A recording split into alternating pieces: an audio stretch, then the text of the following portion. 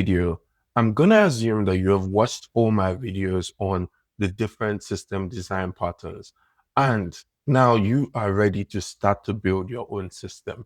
Now, in this video, we're going to be discussing choosing the right system design or choosing the right architecture. Now, a pragmatic approach that I would always advise every one of my followers to follow is really looking at it from a very simple standpoint. Always start simple. Starting simple because you don't want to complicate things from the scratch, right? So it is often best to begin with monolith architectures for your projects, right?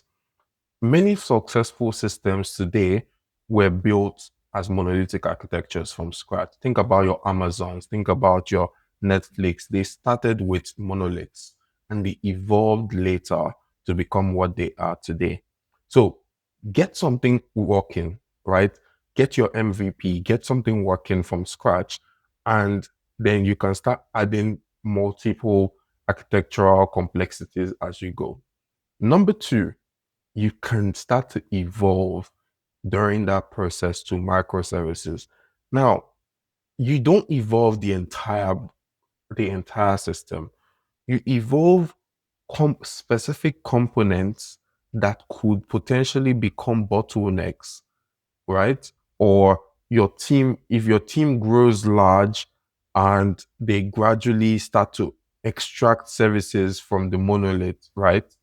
You use microservices for modules that require independent scaling, right? Or deployment, not for everything. Those modules that they require independent scaling and they require independent deployment, not for everything. So you don't start to spend so much money on your hardware or your server costs. Number three, we can now start to add different events for decoupling of those different services.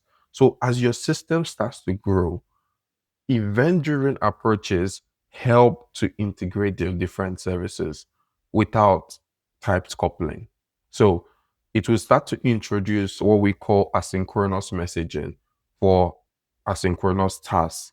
Things like improving resilience, it improves your throughput under serious load, right? It sort of creates that event-driven architecture where every one of the services are subscribed to a message broker, and you would have a producer